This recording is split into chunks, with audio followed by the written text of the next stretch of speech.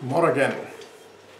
Meikäläinen on melko uusi naama tässä sähkötupakkagenressä ja oon tässä nyt reilu vuoden verran höyrytellyt ja vieläkin tää on tämmöstä hakemista ja laitteiston hakemista ja tämmöstä niin edelleen. Tähän genreen ei varmaan koskaan pääsisi sisään kunnolla, mutta tärkeintä mun mielestä tässä on kumminkin ollut se, että tässä on päässyt analogisesta versiosta eroon ja kenties saa muutaman viikon elinaikaa lisää. Näin mä oon ainakin itselleni tän antanut ymmärtää ja tällä uskotelua ainakin itteeni. Meikäläisellä alkoi 2014 toukokuussa. Päätin silloin, että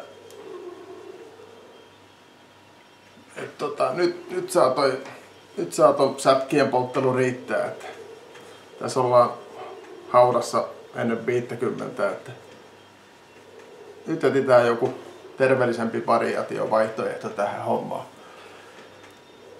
No mä tirasin sitten Green Smoke vai mikähän vastaava se oli, semmoisen tupakan näköisen version sieltä ja sehän ei toiminut alkuunkaan.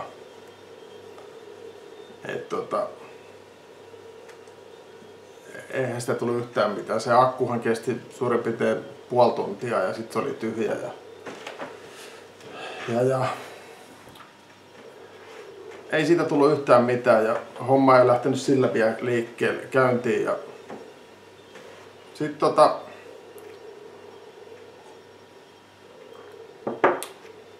toukokuussa tosiaan tilasin Sauhupuoti-nimisestä firmasta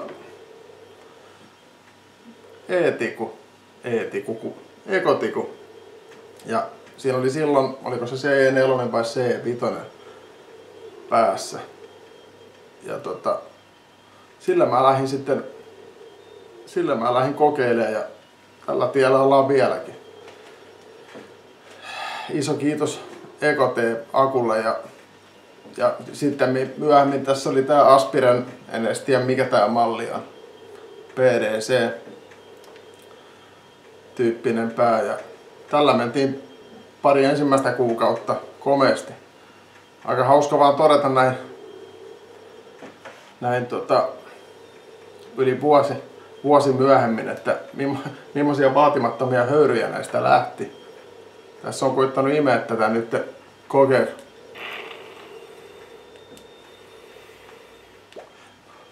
En mä saa tästä mitään. Kyllä tää ilmoittaa, että täällä akussa virtaa ja nestettä on pöntössä, mutta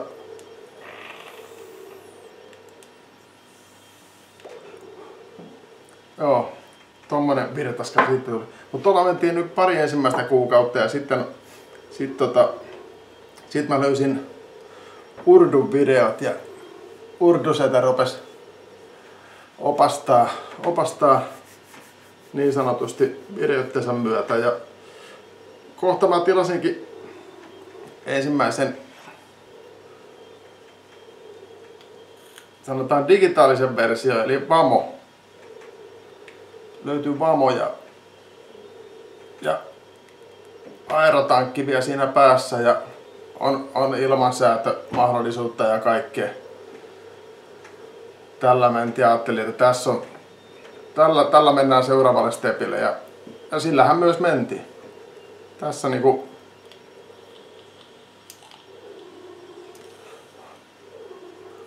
höyryää komeasti 10 wattilla. Tässä on 2,1 ohmi atopää ja tämähän menee vieläkin periaatteessa. Vieläkin höyryää komeasti. Mutta tästä on tullut lähinnä tämmönen harrastus tästä koko höyryttelyhommasta, että mikään ei tunnu riittävän ja siitä on saanut kyllä myös rouvalta kuulla, että rahaa menee enemmän kuin tupakka-aikana, mutta tästä on tullut mulle harrastus ja omasta mielestäni parempi elämäntapa, ainakin terveellisempi elämäntapa. Mä sanon, että toi terveellistä on toika, mutta on se terveellisempää joka tapauksessa. Joka tapauksessa ja rahaa on tullut kaikennäköisiin modeihin sen jälkeen laitettua, että Hana-modi on tosin Kiinan klooni, sitten on mini Glowbody, 30 wattin värkkejä ja iStick 20 wattin, mikä on itse todennut aika pommiksi niin kuin myöhäisemmässä vaiheessa. Tää on toinen iStick ja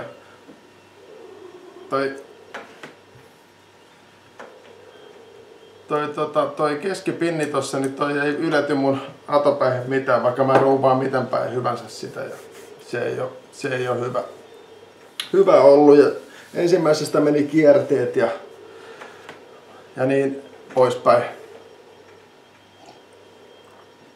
Mut sit ja on koittanut mekaanisiakin.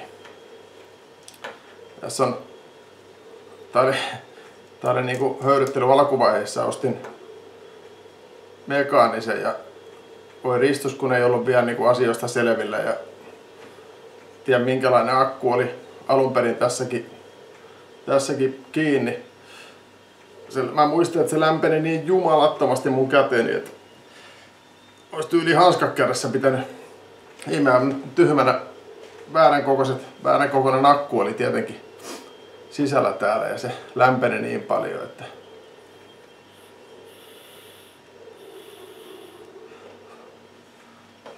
ja Keifun versio 4 löytyy nyt kokeeksi tämän päässä. Että tää on niinku aivan loistava värkki.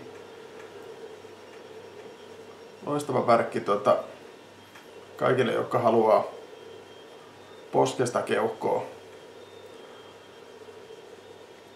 keuhkoa vetää, niin Keifun 4 ostakaa ihmeessä, suosittelen. Mä ostin itse tän Puffilta ja en oo katunut hetkeäkin.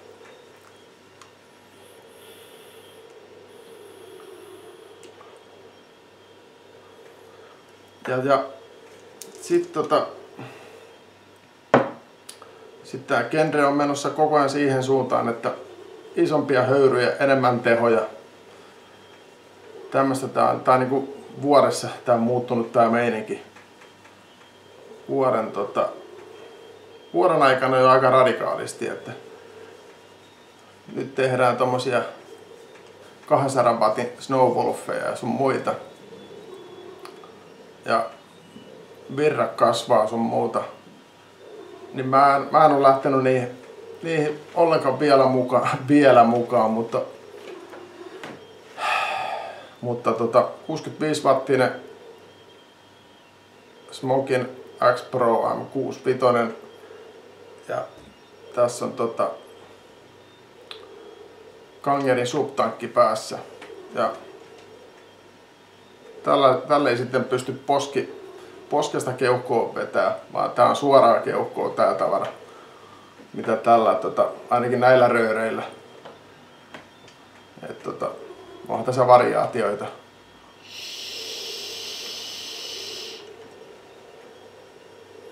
Mutta aika vaisua toi höyrypuoli tuossa subtankissa on tullut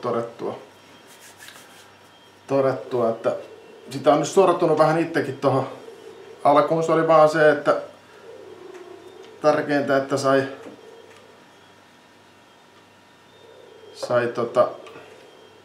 nikotiinitarpeet tyydytettyä. Nykyään musta tuntuu, että mä en tarvii enää nikotiinia ollenkaan. Että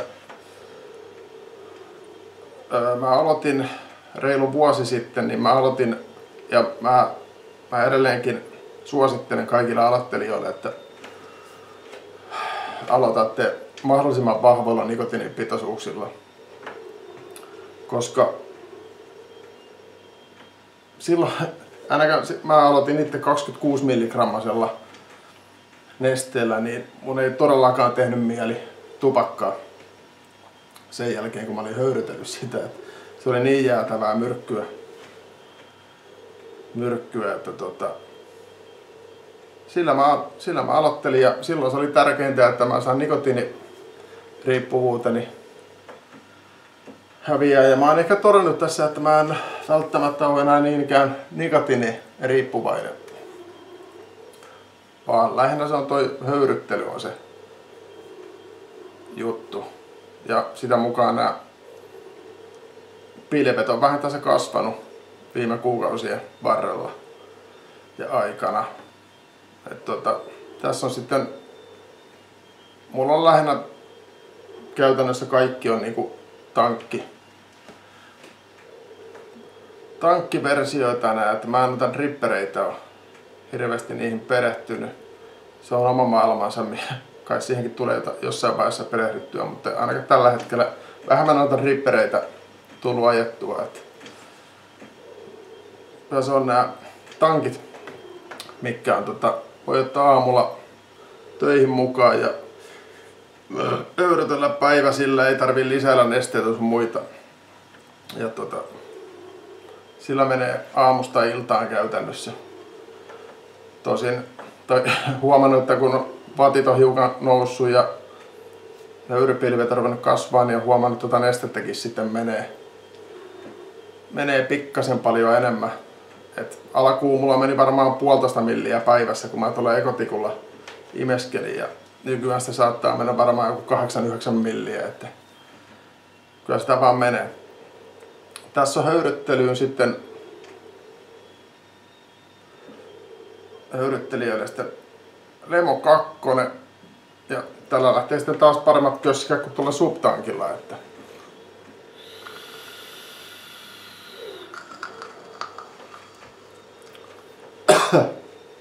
jäätävät. Tiedän mitä hirveitä täällä tankissa oli, mutta jäätävän makusta se on. Ja nykyään höyryttelen tosiaan tommosella noin 3 milligramma nesteillä. Ja on ajatellut, että en tilaa enää nikotiininestettä yhtään ulkomailta, että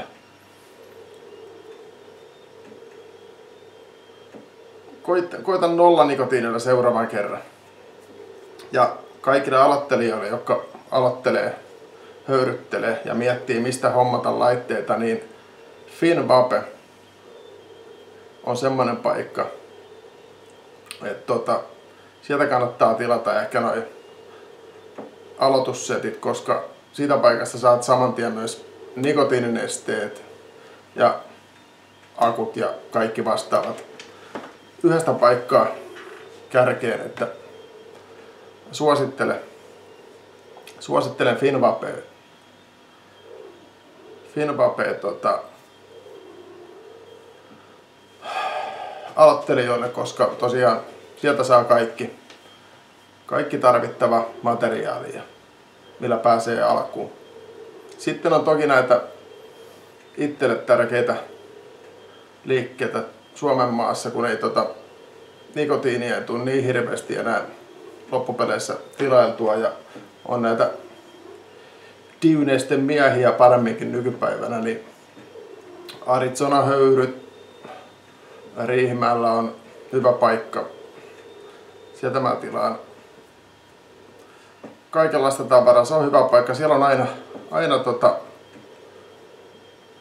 tuotteita saatavilla. Ja Puffi on toinen paikka. Ja satunnaisesti olen tilannut Elektrosavulta ja Vapetalolta, mutta Puffi ja Arizona-höyryt, niitä mä suosittelen Suomen maassa. Että sieltä kannattaa katsella. Arizona-höyryiltä hinnatkin on aika huokeita, että niin kuin on tosin Puffillakin, mutta tämän laitteen eli Zephyrus vähän tämmönen tankki ja 5 milliä menee litkua sisään ja 0,3 vastus on valmiiksi asennettuna siihen ja tällä lähtee aivan jäätäviä pöllyjä. Aivan jäätäviä. Että No, mä näytän.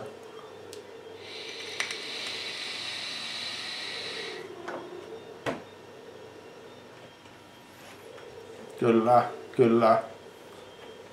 En tiedä, voiko tästä enää höyrypilvet niinku hirveämmin enää kasvaa. Okei, mulla on tässä BG-pitoisuuskin varmaan 85 ja PG:tä 15. Elikkä tän kuuluukin höyrytä, mutta tää on jotain ihan jäätävää.